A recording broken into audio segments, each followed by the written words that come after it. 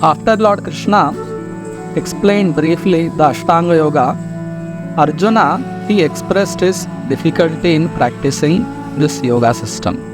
So Arjuna says, Arjuna uvacha yoyam yogastvaya proktaha samyena madhusudana etasyaham na pashyami chanchalatvat sthitim sthiran. Arjuna said, O Madhusudana, the system of yoga which you have summarized appears impractical and unendurable to me, for the mind is restless and unsteady. So Arjuna, he was a Kshatriya, he had his political duties to do. He was also a family man, so he had to take care of the family affairs also. For a person like Arjuna, who is a family man and who is having political duties to do, definitely there will be lots of things going on in his mind throughout the day.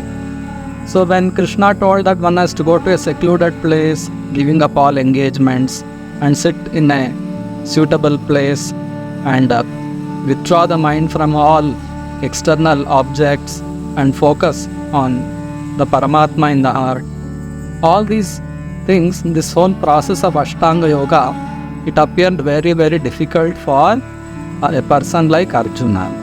So Arjuna is telling that Yoyam yogastvaya proktaha samyena madhusudana etasyaham na pashyami chanchalatvat sthitim sthiram.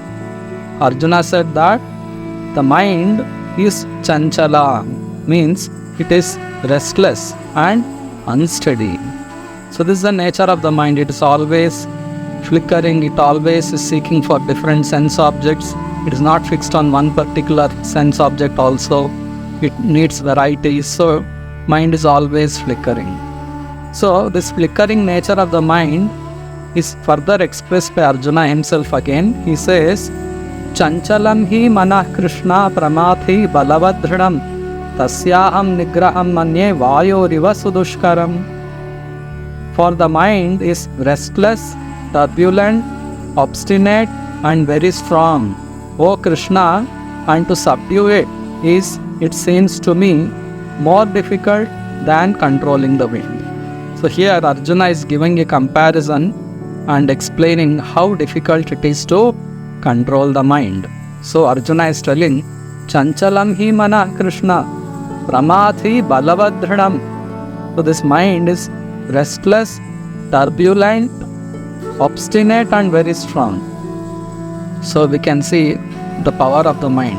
And he is giving a comparison. Tasyaham nigraham manye vayuriva sudushkaram.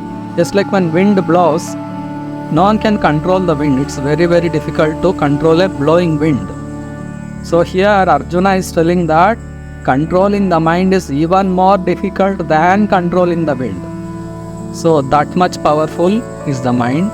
So in this situation, what to do? How can we practice Ashtanga Yoga? This is a question asked by Arjuna here. He has expressed his difficulty, and let us see what Lord Krishna replies.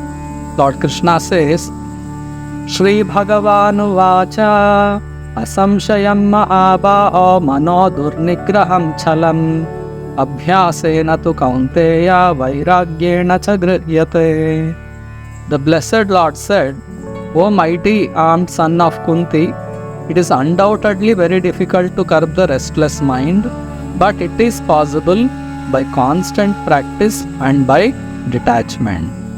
So Lord Krishna has given his reply to Arjuna's inability to control the mind. So Krishna says, Asamshayam Mahabaho Mano Durnigraham Chalam. Arjuna is here addressed as Mahabahu, means a person with great physical strength who can fight innumerable soldiers. So Arjuna, even though he was Mahabahu, he was not able to control his own mind. What to speak of people like us in Kali Yuga? 5,000 years ago, things were much more favorable to practice Ashtanga Yoga. People were highly advanced, highly cultured, and the whole atmosphere was very favorable for spiritual progress. 5,000 years ago, Arjuna is expressing that he is unable to control his mind. Then what to speak of people like us in Kali Yuga, where bombarded with different varieties of sense enjoyment. So how can we control our mind? So Krishna is telling, undoubtedly it is true that mind is very difficult to control, but abhyasena tu kaunteya vairagyena cha grihyate. Krishna is telling that mind can be controlled by constant practice of spiritual principles, especially bhakti yoga. So if we constantly practice the principles of bhakti yoga, then it is possible. And the principles of bhakti yoga begins with hearing, Shravanam, Kirtanam, Vishnoha, Smaranam, Archanam, Vandanam, Dasyam, Sakhyam, Atma Nivedanam. So there are 9 principles of bhakti yoga, beginning with Shravana, hearing about Lord Krishna. So we should go on hearing more and more about the Supreme Lord, His various pastimes given in the scriptures. Under the guidance of an expert spiritual master, when we keep hearing, mind will become peaceful. Mind needs shelter. We are all looking for shelter. And that shelter is the Supreme Lord Krishna Himself. So by hearing the pastimes of the Lord, just like the Ramayana, the Mahabharata, Srimad Bhagavatam, mind becomes peaceful. Only when mind is peaceful, we can fix our attention on any spiritual path. Mind has to be peaceful. To progress in any spiritual path, mind has to be peaceful, and only by fixing the mind on the Supreme Lord Krishna, we can make the mind peaceful. Otherwise, it's not possible. Therefore, Bhakti Yoga is the topmost yoga system because it makes the mind peaceful very easily by hearing the pastimes of the Lord and by chanting the holy names of the Lord. Especially the Hare Krishna Maha Mantra, it's called the great chant of deliverance.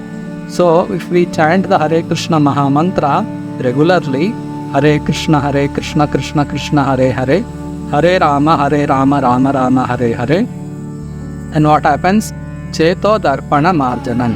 The mind and the heart, which is filled with so many dirty contamination, will be cleansed away.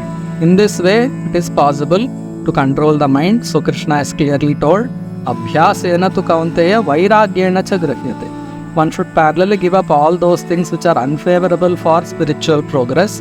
Just like you have to stop committing sinful activities such as meat eating, gambling, intoxication, illicit connection with opposite sex. All these kind of sinful activities should be stopped, and we have to favorably practice all those principles of bhakti which are very, very essential to make advancement in spiritual life, and automatically mind control is a byproduct of practicing bhakti yoga.